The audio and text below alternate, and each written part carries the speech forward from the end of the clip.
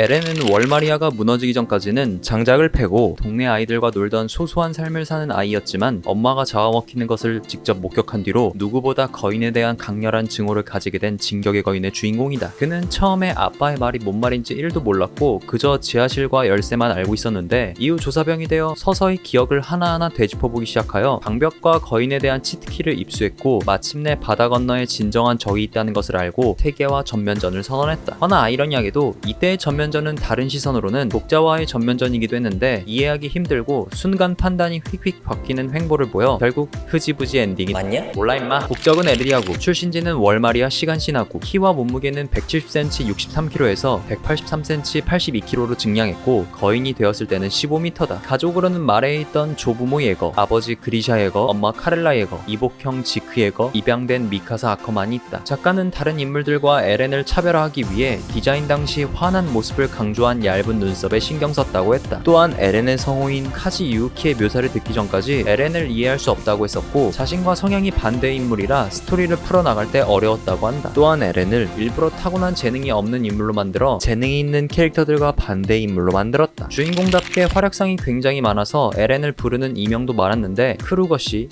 진격의 거인, 시조의 거인, 전투의 거인, 죽고 싶어 환장한 녀석, 시조, 종미의 거인, 찬탈자, 자유를 알고 싶었던 소년, 우리들의 괴물 등 각자 에렌을 바라보는 시선으로 만들어진 별명들이다. 1부에서는 거인전이 대부분인데도 불구하고 메인 대결을 제외하곤 동료들의 킬이 더 높았는데 2부에서는 사람과의 갈등이 커졌고 빌리 타이버, 조피아, 칼비, 라라 타이버, 람지 형제와 레벨리오 수용구 주민들 그리고 전세계의 인구 80%를 짓밟아버렸다. 백사기 남부 훈련병단 5위로 졸업, 조사병단에 입단하여 리바이반으로 배치되고 마지막은 예거파 지도자였다. 835년 시간신화구에서 그리샤와 카렐라 사이에서 태어났다. 844년 아커만 일가의 진료를 아버지와 함께 갔다가 그곳에서 가족을 잃은 미카사를 구해냈다. 845년 평범한 일상 속에서 살다가 월마리아가 무너지는 것을 목격한다. 그리고 엄마인 카렐라 예거가 죽으면서 거인을 구축해버리겠다는 다짐을 했다. 시간이 지나 뒤늦게 도착한 그리샤를 만나 시조와 진격을 계속당했고 아르민 미카사와 원로제로 대피했다. 847년 백사기 남부 훈련병단에 입단하여 떨어질 위기를 넘기고 이후 3년 동안 동기들과 여러 일을 겪는다. 850년 5위로 졸업하여 트로스트구에서 포구 손질하다가 갑자기 등장한 초대형 거인 때문에 들어온 무지성 거인들을 막아내는데 아르민을 구하려다가 거인에게 잡아먹히고 이때 거인으로 최초 변신했다. 이후 주둔병단과 대립으로 죽기 직전의 상황까지 갔지만 트로스트구 작전에 투입되어 공으로 공을 세웠고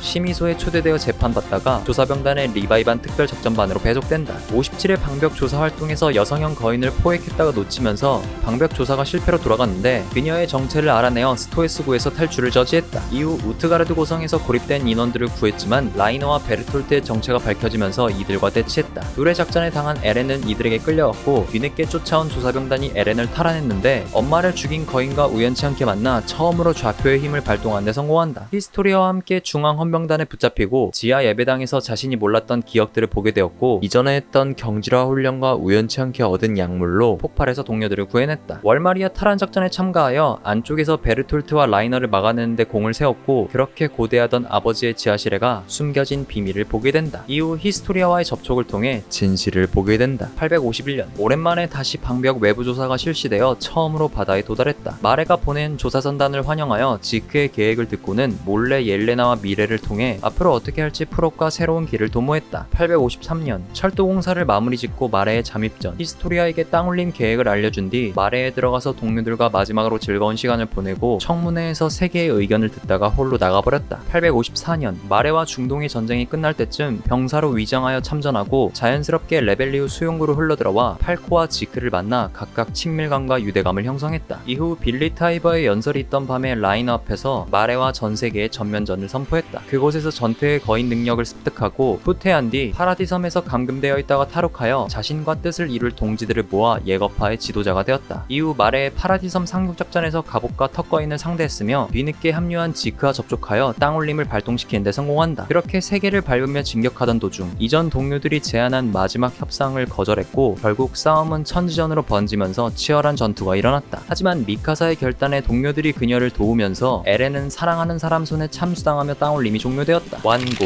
의지, 열정, 충동이라는 단어로 에렌의 성격을 말할 수 있다. 에렌은 주변인들을 보호하기 위해 자신이 해를 입는 것도 주저하지 않았고 심지어 마지막에 죽는 순간까지 그들을 생각했다. 특히 어렸을 적에는 무모한 행동을 하거나 특유의 허세를 통해 불안한 마음을 숨기기도 했으며 자신의 무능에 대해 스스로 비난하는 등 불안정한 성격을 가지고 있었지만 다행히 주변인들의 도움과 격려로 어느 정도 커버칠 수 있었다. 그러나 쿠데타가 끝난 직후부터 성격의 변화가 일어나서 인내심, 강인함, 결단력이 생겼고 심지어 마레에 잠입한 뒤에는 침착함까지 더해진 데다가 파라디섬에 왔던 3인방의 마음을 이해하는 완전 다른 인간이 된 것처럼 보였지만 정작 능력으로 인해 결과가 무엇인지 알고 있었기 때문에 어렸을 적에 보였던 불안한 마음을 숨기는 성격은 여전했다. 에렌의 주요 특징은 남들보다 뛰어난 끈기와 체력이었지만 훈련병단에 들어가서 맨손 격투 훈련을 통해 기량이 상승하여 본인만의 스타일로 탈바꿈했고 이러한 기술은 거인전에서 강력한 우위를 가져다 주었다. 타고난 재능이 아예 없던 것은 아니지만 강도 높은 훈련과 노력을 통해 장비에 대한 이해도도 높였다. 첫 변신했을 당시에는 통제불능이었고 약간의 기억 상실도 동반했지만 서서히 적응을 하며 능력들을 하나씩 개화하기 시작했는데 무지성 거인들을 손쉽게 압살하고 타 8거인들에게도 뒤처지지 않는 괴력. 초기에는 숙련 이슈로 인해 지속시간이 짧았으나 반복 숙달로 거인 숙련도가 올라가면서 길어진 변신 시간, 특수한 약물 복용과 2달간의 훈련으로 인해 방어와 공격으로 훌륭하게 쓰인 경지라 능력. 재생속도도 빠른 편에 속했지만 나중에는 위장을 위해 재생속도를 억제했다. 여기다가 전투의 능력을 얻고 나선 거인포가 없는 이상 에렌을 막긴 어려웠고 최종장에는 시조의 모든 능력을 획득하여 벽 안의 거인들을 조종하고 전대 9거인들도 부려먹고 독자들이 봤던 시간도 부려먹고 에렌은 다른 인물들과 달리 방벽 내 안에서 밖으로 나가지 않은 채 살고 죽는 것에 만족하는 사람들에 대해 경멸하는 태도를 가지고 있었다. 이때만 해도 동정심과 공감대를 어느 정도 형성했었지만 이 부분에 있어서도 본인만이 가진 고집으로 상황을 판단하고 다른 사람이 지적하지 않는 이상 이것에 대해 깊은 생각을 갖지 않았다. 다만 세계로 나가면서부터 관점이 변화되었는데 그가 생각했던 적들도 자신과 별반 다를 바 없는 사람이라는 것을 이해했다. 그러나 상대적으로 서로 본인이 바라보는 세상이나 세상이 바라보는 에르디아인의 시선으로 인한 흑백 논리가 에렌을 극단적인 마음을 갖게 만들었고 어떻게 해서든 평화로운 해결책을 원했지만 결국 불가능하다는 것으로 결론지었다. 그리하여 본인이 가지고 있던 정의를 실천하기 위해 비도덕적인 수단이 필요하다 생각했고 이는 마레와 세계 그리고 그 당시 흥미진진하고 도끼도끼한 마음을 가진 우리에 대한 선전포고로 이어졌다. 주인공이다 보니 작중 행적도 너무나도 많았고 심지어 다른 캐릭터들만큼 입체적인 인물이라 팬덤 사이에서도 애매한 존재가 아닌 극단적인 평가로 갈리는 인물이다. 분명 파라디섬 입장에서 봤을 때는 땅올림을 하는 것이 옳은 선택이었고 반대로 세계의 입장에서 봤을 때는 땅올림은 아주 천벌받을 일이었다. 그래서 이전까지 캐릭터들 영상은 모두 다 비슷한 의견으로 흘러가는 것 같아서 중간점을 찾아내어 이러이러하다고 결론지었지만 에렌에 대한 평가는 이 영상을 보고 있을 혹은 앞으로 볼 당신에게 맡기겠다. 끝났다.